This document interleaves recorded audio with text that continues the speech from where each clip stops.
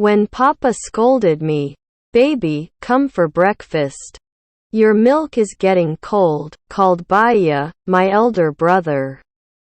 I quickly put on my slippers, picked up my favorite doll, Beta, and rushed out into the veranda. It was a beautiful day. The morning air was most refreshing. "Ah, how lovely," I said aloud, taking a deep breath. I ran across the veranda, with Beta tucked under my arm. While I gulped down the milk, I heard Papa calling out to the driver. "Papa is still here, Baya. He hasn't gone to the clinic today," I said, overwhelmed with joy. Being engrossed in a magazine, Baya did not reply, but I could see Papa talking to someone in his room, which was opposite the dining hall facing the veranda. Papa, I don't have to go to school, it's a holiday. Do you have a holiday, too? Look, Beta has got fever," I said, all in one breath. "No, my dear child, I don't have a holiday today. You go and play while I talk to Mr. Singh. He is very ill. I'll ask the compounder to give your doll some medicine," Papa said lovingly. It was quite unusual to find my father at home at that time. Normally he was in his clinic before I woke up. So I was very happy. My father wiped his spectacles with the kerchief as he listened to his patient carefully. I was on the balcony when I heard, "Baby, come here, see this." It was my brother from the veranda. He had spread himself on an easy chair and our dog, Tom, was dancing round on his hind legs. I burst out laughing. "Papa will give medicine to Beta," I said, showing off. "And I'll ask Papa to give some medicine to his darling daughter, because she laughs and laughs," said Baya, tickling me and sending me into fits of laughter. Being the youngest child in the family, I received everyone's attention and affection. Papa, of course, was the most affectionate. I ran from one end of the veranda to the other and then onto the balcony, staying close to Papa's room to attract his attention while I played. I swung on the curtain, thumped on the door, tapped on the table, pulled and pushed the chair. "Look, Baya, what a variety of sounds they make," I said, pulling the chair, then leaping up and rapping on the door, clapping my hands, jumping all the while. "Don't," pleaded Baya, not taking his eyes off the book in his hand.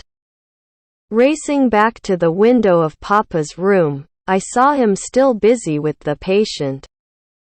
I loved to see him there before me, while I played. He must like it, too, I thought, to see me play around in his room. I dragged a chair and climbed onto the table. This at last drew Papa's attention. "Baby, be careful, you'll fall down," he said tenderly. "Look, Papa, I am taller than everyone." I grinned from ear to ear, making my eyes disappear. All one could see was a set of white teeth and chubby cheeks. Both Mr. Singh and Papa smiled. Papa did not look convinced. So I said again, raising my hands above my head, "Papa, I'm a big girl now." He nodded with a smile and continued talking to the patient. I touched all that I could reach with my hands till I got to the black switch. "No. You should not touch it." I was imagining what my mother would have said. "If you touch it, you'll get hurt," Baya had told me once. This was a forbidden article for me. But how attractive it looked, black against the light blue wall. Unable to resist the temptation to touch it, I pressed the switch and the light came on. I immediately switched it off. I was scared. I looked at Papa with large anxious eyes, but he was busy writing. He did not see me. I looked at Papa again and then at the switch, which begged my hands to touch it again. "I'll do it just once more. Okay?" I said softly to myself. I repeated the mischief once more and was unable to stop myself from doing it again and again. I seemed to have disturbed Papa, who concentrating on the patient's problem. Without looking up from the book, he said in a serious voice, "Don't do that.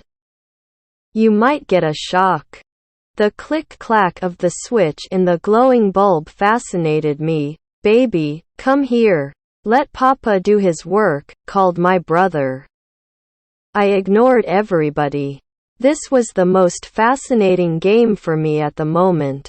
How fantastic. I press, the light is on. I push, the light goes off, I muttered. The patient, obviously, had some serious problem. My father sat with 4 books open in front of him. My running around had certainly disturbed him. Completely exasperated, he put down his pen and spectacles and shouted at me. "You're not listening to me. Get down from there." His loud voice broke my trance. I gaped at him wide-eyed. He fixed his gaze on me, expecting to be obeyed instantly. I was shocked at being scolded so loudly by him, scolded by Papa. Papa, a very soft-spoken person, who was known never to raise his voice, had shouted in anger at his darling daughter. I was very angry with him. I jumped down from the table with a loud thud and raced up and down the balcony. My breath quickened, my face went red with anger and my eyes felt hot with unshed tears. Throwing my hands about, I raced up and down wanting to destroy everything that came in my way. Hearing the commotion, Baya came out. "What is it?" he asked. My fury found a ready victim and I ran towards him and pushed him. I felt like bursting into tears.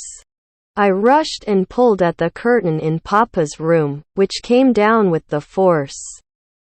I saw Papa talking to the patient with his usual patience. How unthoughtful of him. He is not a bit bothered about my being so angry with him.